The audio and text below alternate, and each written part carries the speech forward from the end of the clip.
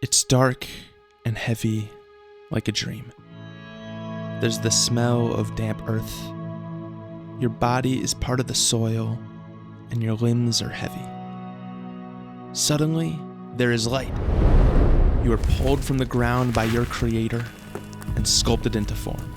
And from a mere clump of dirt, you become a human being. Your neck is a bit sore, but overall, you feel pretty good. Everything is new. The world is just being born. So when you hear the songs of birds, they sing for the first time. You are the first person to look upon the world, breathe its air, and feel the weight of your body as a living being. And here God planted a garden named Eden. Come, walk through its soft and flowing ferns. Enjoy the vibrant sight of crimsons and fuchsias of the flowering plants. Hear the babbling brooks and streams. Rest in the cool shade. Feel the warmth of the sun. This is the Garden of Eden, and God created you to care for it.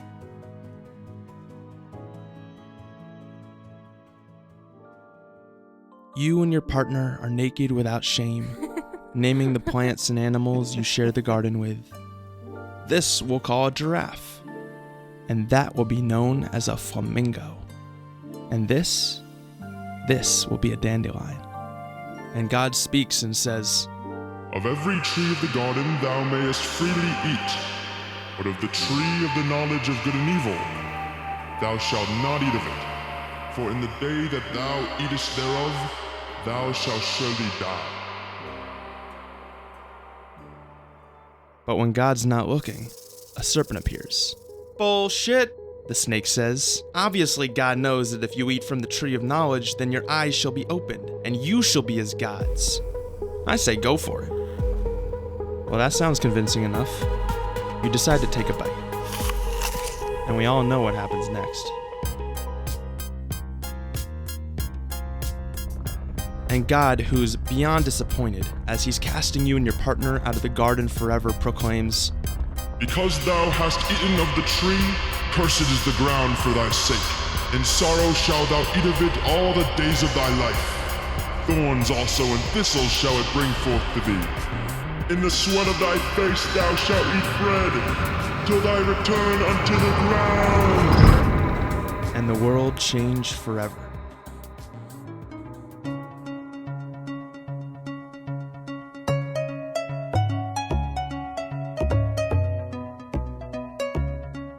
Welcome to episode 5 of Human Nature Odyssey, a podcast exploring mythology, history, and where the two meet. I'm Alex Leff.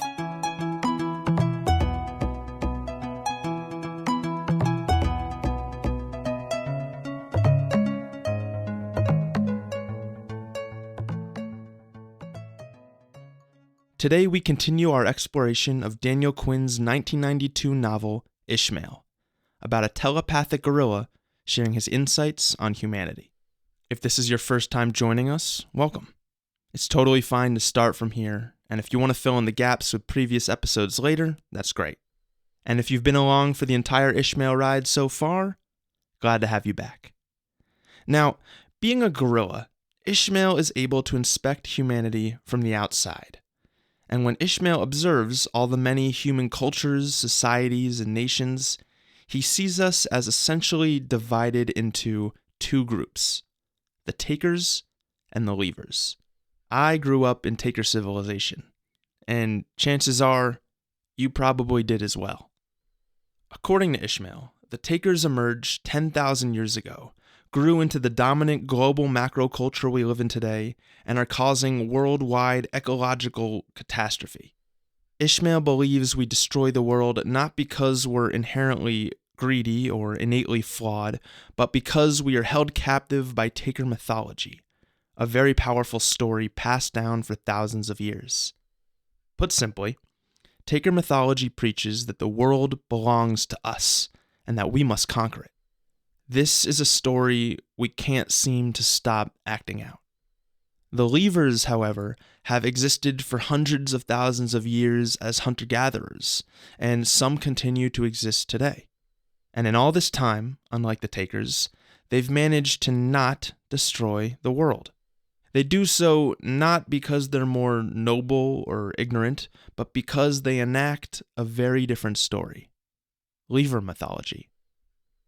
So if we in Taker civilization have an earnest desire to leave behind a livable world to future generations, it would be worth investigating the origins of our Taker mythology and what Lever mythology might be instead. And Ishmael suggests one of the best ways to do this is by exploring a very ancient story that still holds great influence across our culture today. The story of the Garden of Eden.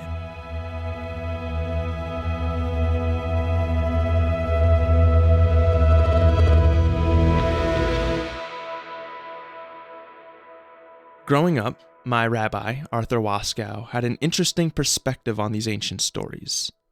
To him, the most compelling question wasn't whether these tales were historical truths or simply fictions, but why do we still tell them? Why are these stories still so important to us? And that got me thinking that myths are like an incredibly powerful mirror, reflecting back the worldview of those who tell them, and also who created them. And these biblical stories weren't just crafted by one person. The Bible is a composite of many different tales taken from different sources and brought into one. In fact, biblical scholars, based on the writing style and language use, can trace which parts of the Bible were compiled from different sources and when they may have been added. For example, most scholars believe the Garden of Eden story is actually older than the 7-day creation myth, even though chronologically it comes after.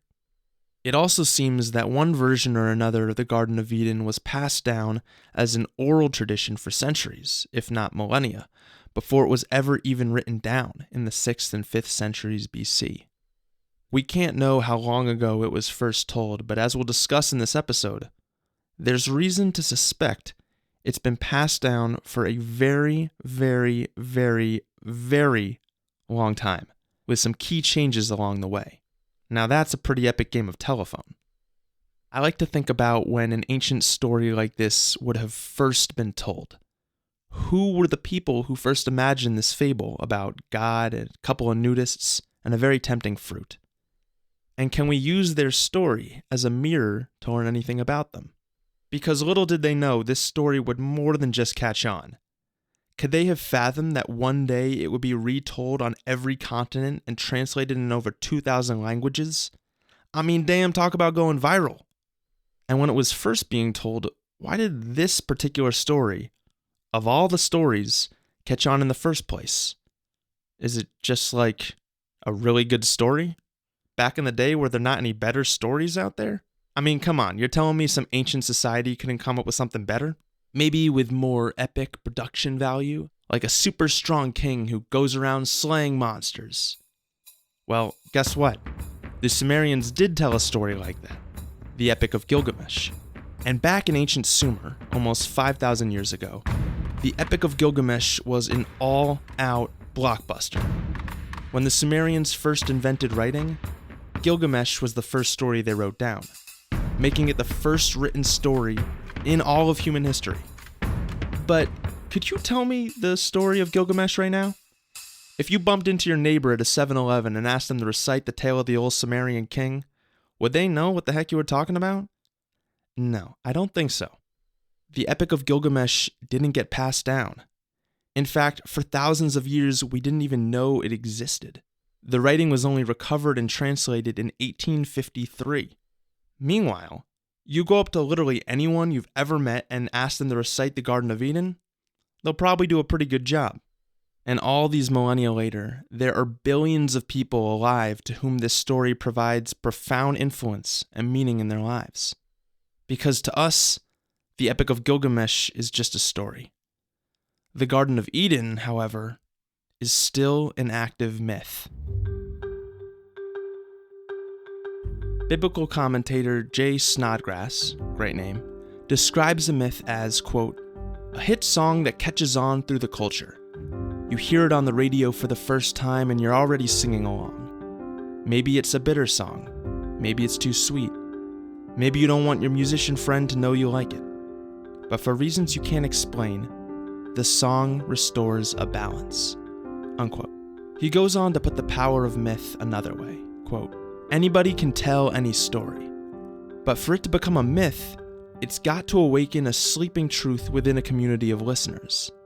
It's got to answer a question we've been struggling to formulate in words." Unquote. So in the case of the Garden of Eden, whatever that question was, not only does it still resonate with us today, but it must have really touched on something very important to those who first told it. So something must have happened a long time ago. Something big and notable and perplexing that inspired a group of people to tell a story about it. And Ishmael theorizes the major event that first inspired this story was the very birth of Taker civilization itself, what we call the agricultural revolution. To get a better look, we're going to go on a field trip to my 5th grade classroom.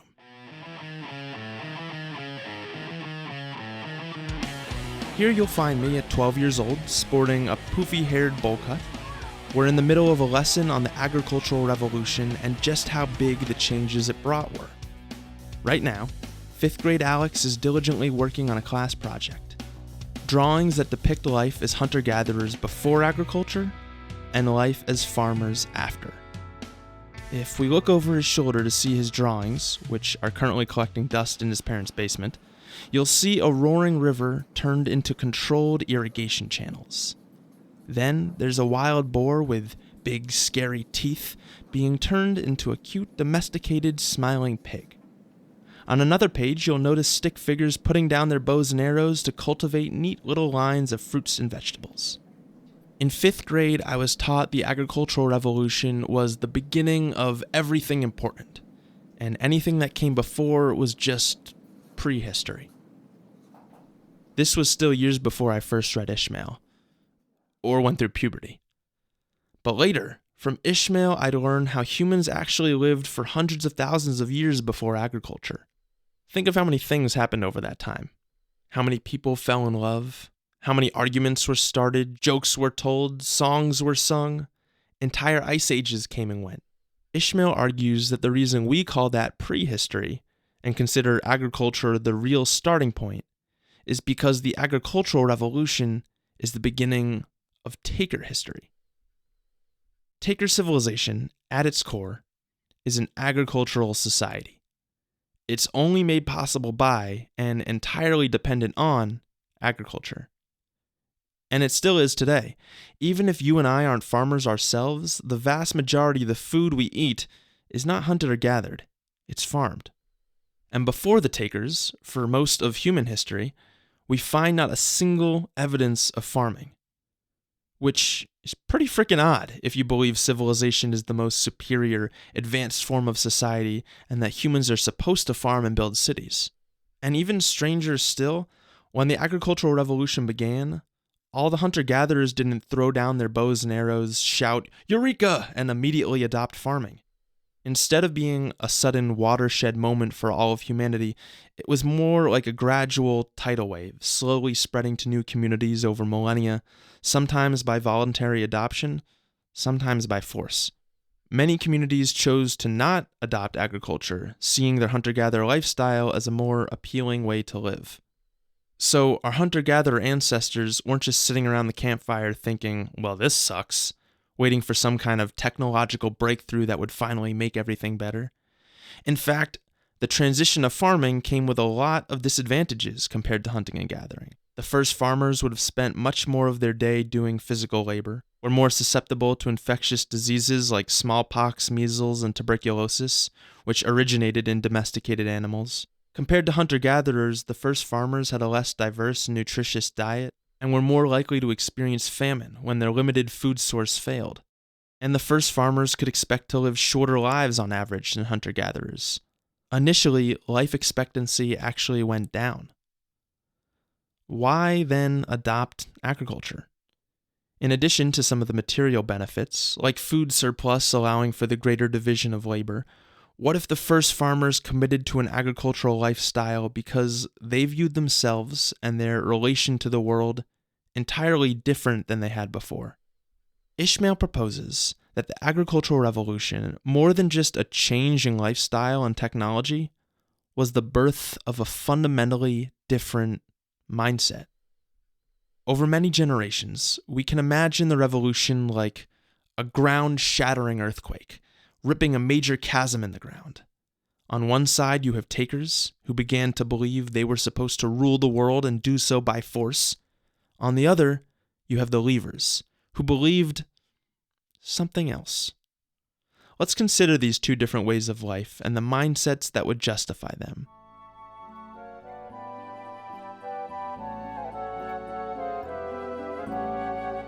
Ishmael defines mythology as a story cultures enact. We act out. And Ishmael explains, every working mythology begins with a premise. The premise of taker mythology is that the world belongs to us. In the book of Genesis, for example, God explicitly gives Adam and Eve dominion over the world. And you can see this in the behavior of taker civilization all around the world. We act out taker mythology like it's an imaginary game for grown-ups. Ishmael believes all cultures enact a story, including leavers. And for many years, our inquisitive gorilla friend read about various leaver cultures in the present and in the past. He studied how hunter-gatherers generally behave, what specific stories they tell, and came to believe that the premise of leaver mythology is the exact inverse of the takers. Takers believe the world belongs to us. Leavers believe we belong to the world. That's the imaginary game leavers are playing, and it comes with a very different logic, with very different results than the takers. It's worth mentioning that some leaver societies do practice a form of agriculture, but these versions of farming reflect the premise we belong to the world. Like silvopasture, where animals are encouraged to graze along tree lines, which actually improves the health of the forest. Or selected burnings, using ash as fertilizer, regenerating the soil. Takers practice a specific kind of agriculture, and it's the one that's come to dominate the world. Daniel Quinn in his later books calls this totalitarian agriculture. Picture vast fields of single types of crops, where all pests and weeds are removed. Ishmael believes what the difference comes down to is control. The takers' totalitarian agriculture seeks total control of their food supply. If the crops fail, if there's a flood or a drought, takers engineer more control to make sure this doesn't happen next time. Hunter-gatherer leavers let go of that control. If there's not enough to eat, generally leavers can go somewhere else and find food there. Because if you believe you belong to the world and build your culture and mythology around that premise, then you leave a certain kind of faith in the hands of the gods, as Ishmael puts it. You trust that the gods have the knowledge of which species in forests and rivers should live and who should die. The takers, on the other hand, take the life and death of the world around them into their own hands. To see this in action, let's travel back now to a time even further in the past than my 5th grade classroom. Let's go back in time to 8,000 years ago.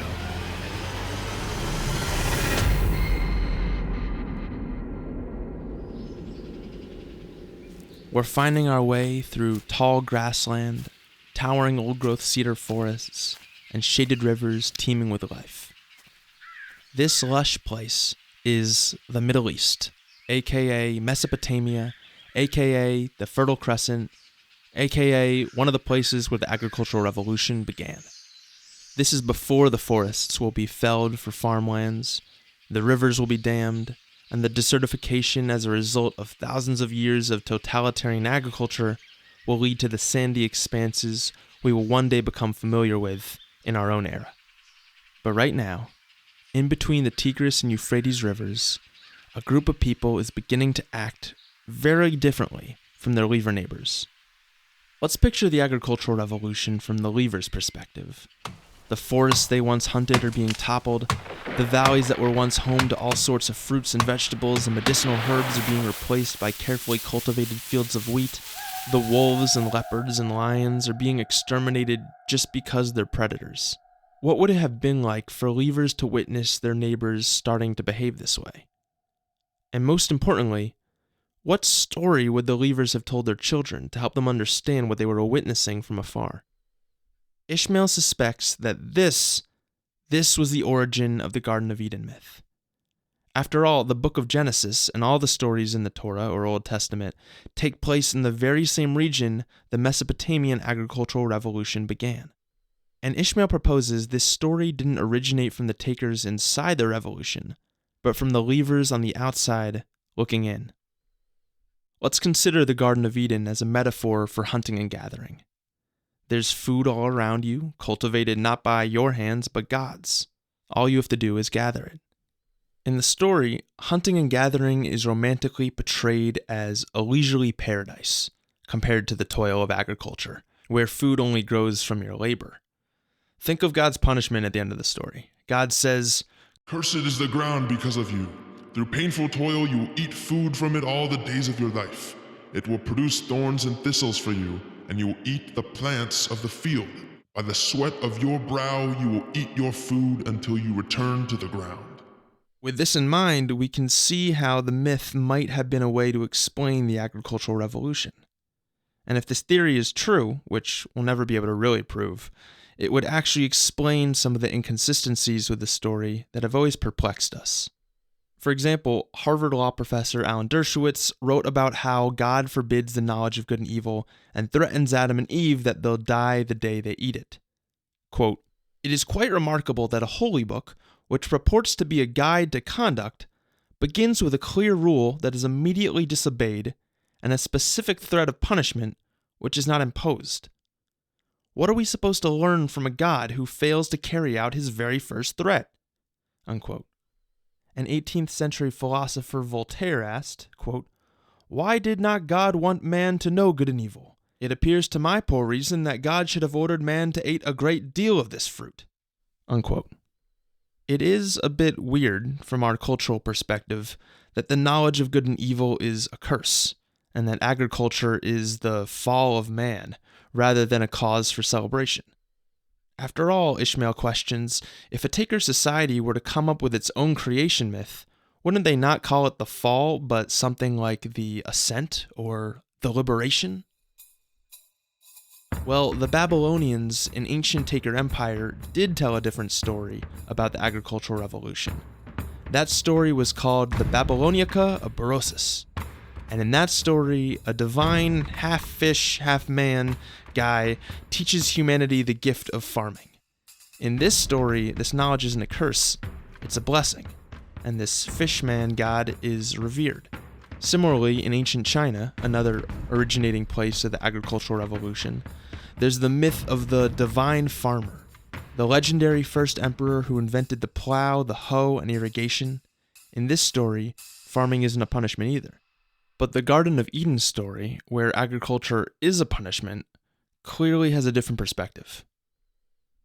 When leavers are met by takers, they usually have two options: to be exterminated or become takers themselves.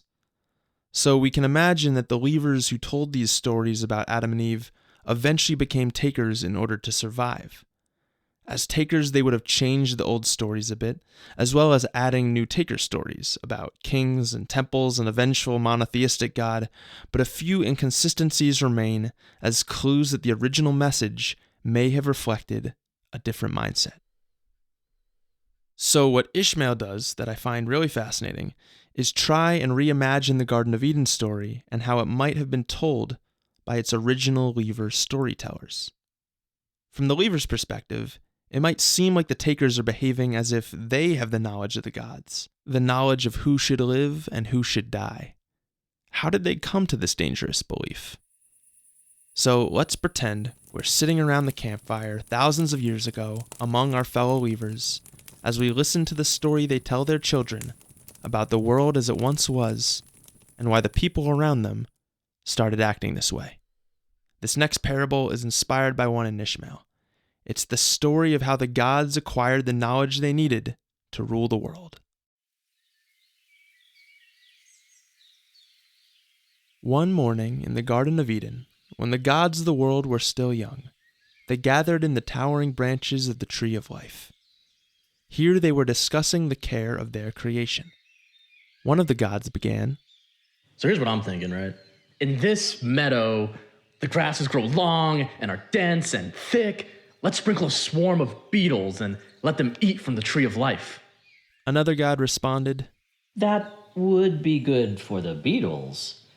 My concern is they will feast on too much of this grass. The boars and the buffalo, the goats and the gazelles would all go hungry. That would not be good for them.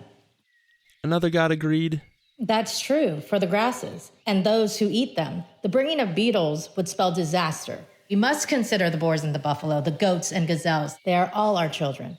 They also must eat from the Tree of Life. I mean, yes, but the beetles are our children too. When will it be their turn to eat? Do they not deserve to be fed and taken care of?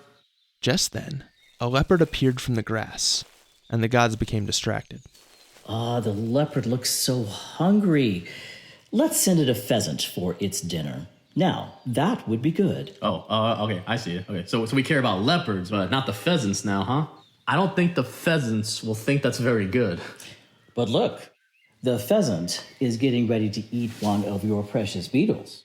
If we don't send the leopard, the beetle will be the pheasant's next snack. Well, it's plain to see that what is good for one is evil for another. Then how are we to know when it is time for one to live and for another to die? So in the garden, the gods planted a new tree. This was a very powerful tree, and its fruit bore the knowledge of good and evil. Of the Tree of Life, all creatures large and small were welcome to eat, but the Tree of Knowledge was for the gods alone. The fruit soon ripened, and the gods shared it amongst themselves, and their eyes were opened, and with this came the knowledge of good and evil. Whoa, far out. It all makes sense. For now, the leopard will go hungry and the pheasant will be spared. The grasslands will be a feast for the beetles, and the boars and buffaloes, goats and gazelles will all have their feast in turn. Yes, today those whose time it is to go hungry will do so in peace. For they shall know the gods have the knowledge to tend the garden. That same morning, while the gods ate from the knowledge of good and evil, Adam and Eve began to wake up. They stretched their limbs and walked among the other creatures of the garden. Of all our children, these two possess a most spirited curiosity and a keen intellect. I like their funny noses. That was a nice touch. Oh, thank you. They are quite clever, but I wonder if their curiosity will ever lead them to the Tree of Knowledge. Ooh, you're right. That would be a problem. I gotta be honest, I don't see what the issue here is. So what if they eat from our fruit? I mean, it wouldn't actually have any effect on them, right? It only works on gods. Yes, but what if they believed it worked on them? What if they started to act as if they had the knowledge of good and evil? Oh. Exactly. They could delude themselves into thinking that good was really just what was good for them. And what was evil was only what was bad for them. Well, they'd probably grow up out of that eventually. But if they were to behave that way, they might not grow up at all. They would consume the whole garden, or as much as they could. Before they destroyed themselves. Let us warn our children before it is too late. The gods realized of all the trees of the garden, only the tree of knowledge of good and evil could destroy Adam and Eve. And so the gods said to them, You may eat of every tree in the garden, save the tree of the knowledge of good and evil. For on the day you eat of that tree, you will die.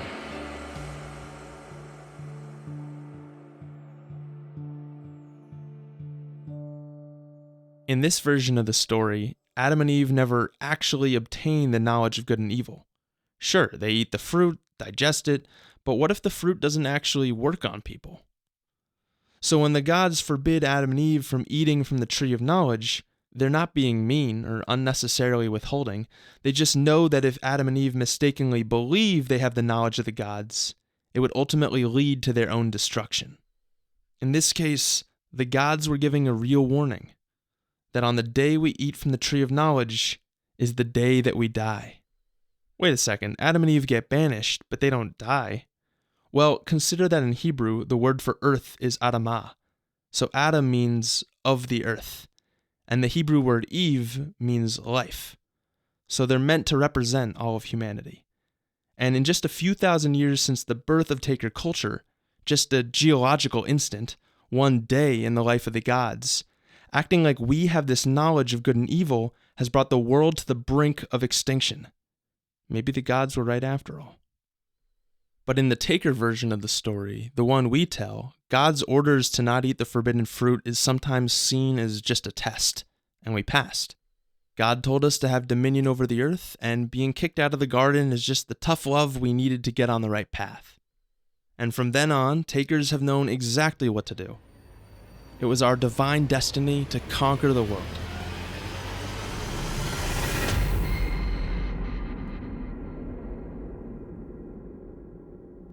At one point, Ishmael asks the narrator an interesting question. Quote, "When did the agricultural revolution end?" Unquote. That's the thing. It didn't. As the narrator puts it, quote, "It didn't end, it just spread." Unquote. From the river valleys to the mountains, across oceans and continents, Taker civilization continues to make these ancient stories come to life. Perhaps that's why people in over 2,000 languages worldwide could repeat this story today. On some level, we recognize these aren't just mythological events that happened in the past, but like true mythology, they are unfolding all around us. For instance, in 1846, as white settlers advanced west across North America, U.S. Senator Thomas Hart Benton commented, quote, "The white race alone received the divine command." He means to have dominion over the earth. "For it is the only race that has obeyed it, and the only one that hunts out new and distant lands and even a new world to subdue and replenish. The red race has disappeared from the Atlantic coast.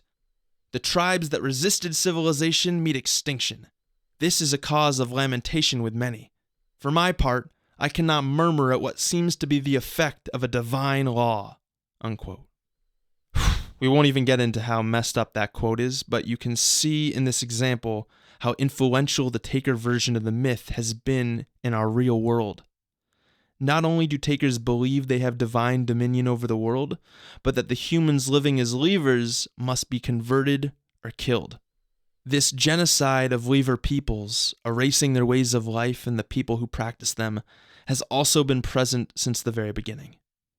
Ishmael believes there's actually another story from Genesis about this genocide, and that this would have been originally told from a Leaver's perspective as well. The story of Cain and Abel. If you missed the Cain and Abel episode of the Bible, it goes something like this. Adam and Eve have two sons, one named Cain and the other Abel. Cain is a farmer. Abel is a sheep herder. When Adam is on his deathbed, his two sons make offerings to God for their father's blessing. Cain, being a farmer, offers God the harvest from his field. Abel, being a sheep herder, offers God a sheep. God rejects Cain's crops and accepts Abel's sheep. Cain is so jealous and enraged by this that he murders Abel, his own brother. As punishment, God exiles Cain, and we're told he goes off to become the first builder of cities. God favored Abel and his Leaver way of life, which Ishmael points out is a weird ending if the story were created by Takers. It makes a lot more sense if we consider the story being told from the perspective of nomadic pastoralists or sheep herders like Abel. As Ishmael says, quote, "So you see that your agricultural revolution is not an event like the Trojan War, isolated in the distant past and without direct relevance to your lives today. The work begun by those Neolithic farmers in the Near East has been carried forward from one generation to the next without a single break, right into the present moment. It's the foundation of your vast civilization today in exactly the same way it was the foundation of the very first farming village." Unquote. In the Taker version of the story, Eating from the tree of knowledge is sometimes seen as the birth of consciousness. Adam and Eve weren't self-aware before, but now they are. In this interpretation, it's their consciousness that God forbade and now demands them to conquer the world. And if they destroy the world in the process, it was all consciousness's fault. But if we see being banished from the garden as a metaphor for the agricultural revolution, we know that human consciousness existed long before that. Levers have the ability to reason, tell stories, make scientific inquiries, and so on. So consciousness isn't inherently self-destructive, but it does make self-destruction at least more of a risk.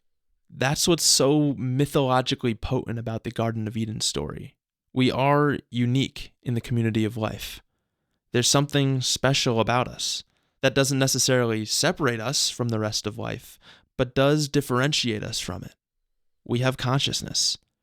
Sure, other species are conscious, like crows and dolphins and octopi, and maybe many more, but we are self-aware in a very particular way.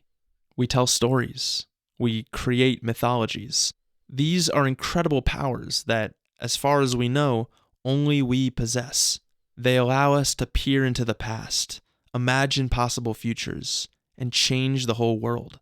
And with that comes the incredible temptation to eat the forbidden fruit and imagine ourselves as gods. But we've tried that. It's not working. Ishmael proposes our greatest task as humans is to be the first to have this consciousness, to have the temptation to think of ourselves as gods, and learn how to still live in balance with the community of life. This, then, is the vision of Lever mythology. This is what we should strive to as a species.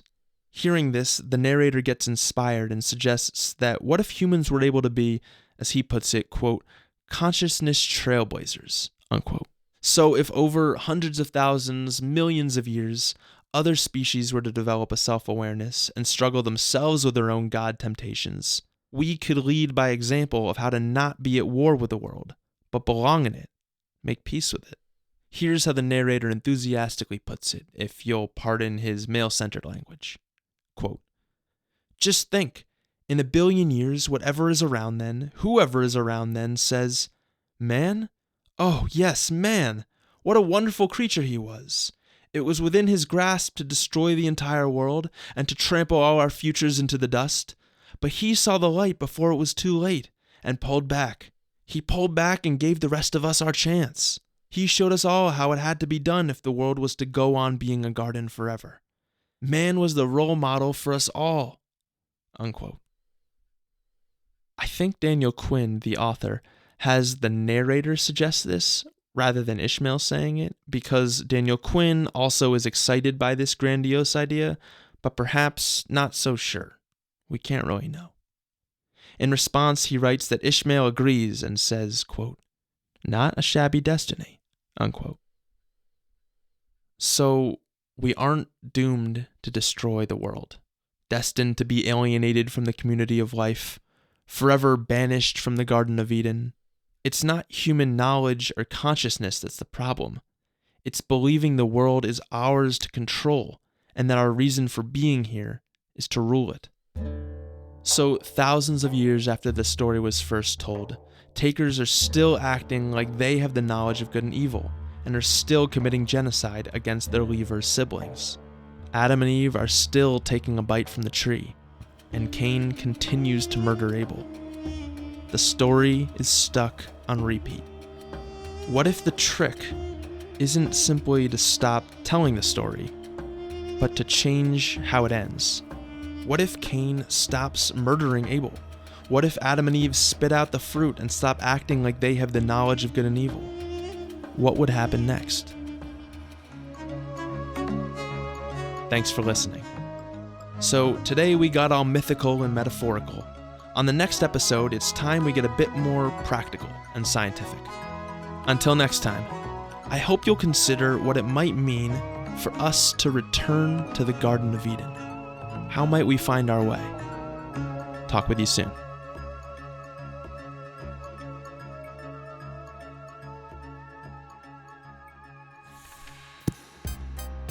Hey everyone. This week on our Patreon, we're sharing the first special bonus episode a conversation with author Jay Snodgrass, whose book Genesis and the Rise of Civilization greatly informed this episode. You probably remember some of the quotes I gave of his earlier on. And if you enjoyed reconsidering the meaning and origins of these biblical stories, then I think you'll find our conversation fascinating.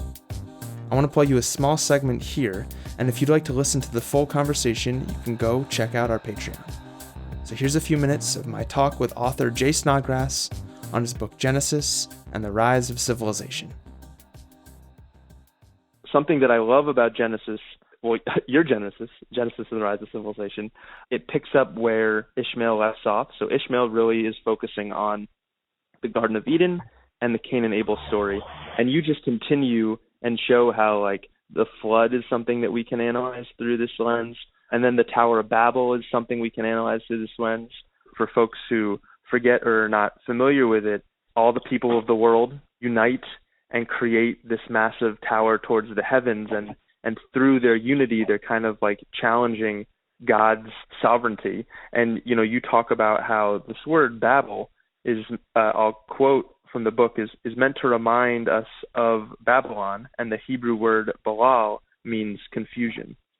So it's kind of like this commentary on the actual historical empire of Babylon, but mythologizing a little bit to be something that I think feels quite relevant today, thinking about how the story ends, and that, you know, there's this, almost we can think of it as like a globalization, you know, in that part of the world, a globalization and this interconnected economy and this massive infrastructure project. But then, you know, the people stop being able to speak each other's languages and they scatter once again. And I kind of feel like the era that we're living through now, we can imagine ourselves just kind of building this global Babel. But despite being more interconnected than ever before, you know, we're able to watch the TikToks of people around the entire world. We still seem to naturally just be creating these new languages, these different ideologies and ways of understanding what reality is, and finding, even with how interconnected we are, our cohesion seems to be slipping. I'm curious what you think about that, or how you think about the Tower of Babel story. You know, the Tower of Babel and the separation of the cultures, it's possible that that's how the author came upon ruins, Sumerian ruins, and said, who built this giant pyramid, the Ziggurat of Ur, and then abandoned it? So I looked at the Tower of Babel story as a story of retribalization. Here in North America, like some of the earth mounds, the pyramids, the cities that were built by the indigenous peoples of North America that were then abandoned, mysteriously, of course. It really looks like those big cities where you can see the granaries, you can see the obvious, you know, division of labor, you can see hierarchy in the tombs. Archaeologically, we can look at all of that stuff, and then we can say, what happened to those people? And the most convincing, you know, response that I have found is they seem to have separated into smaller groups and decided to become small, you know, interdependent, egalitarian groups. Instead of kings, you had elected representatives. If we were going to measure two cultures, which one is more primitive, which one is more advanced, I think we would start first with who's got the tools, who's got the big buildings, the monuments, the money, the bombs, the weapons. Right. But somebody else could look at two cultures and say, which one is more advanced? In which one would you rather be the poorest person? In which one is there more security, sharing, people taking care of each other? People idolize ancient, you know, whatever, like Egypt or whatever. They say, oh, you know, I wish I could go back and be Cleopatra. It's like, yeah, but what about being the poorest person in ancient Egypt? But, you know, if you're looking back at some of the indigenous cultures, it's like, oh, I would rather, you know, be in a egalitarian, a cooperative society. I would probably enjoy that more than I would enjoy being like King Tut, because, man, then you're always looking over your shoulder, right? Like, yeah, you've got all the stuff, but you can't trust anybody. Right. You were asking about the Tower of Babel, and, I think we have examples of that in the past.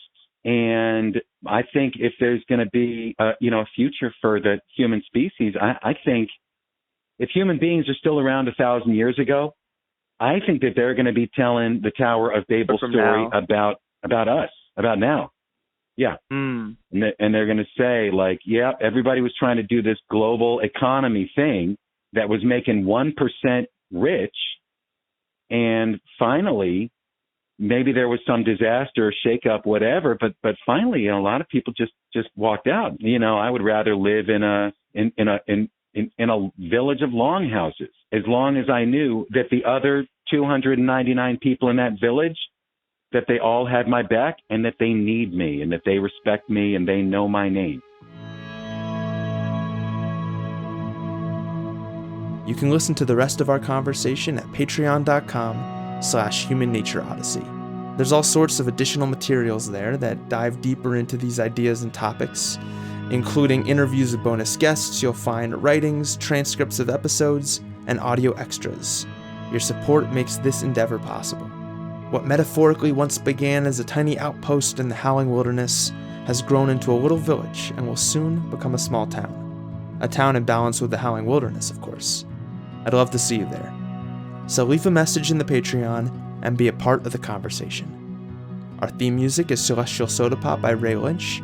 You can find the link in our show notes. Thank you to Gary, Mark, and Jesse for feedback on this episode. And thank you to our voice actors, Ariana, Arthur, and Ariel.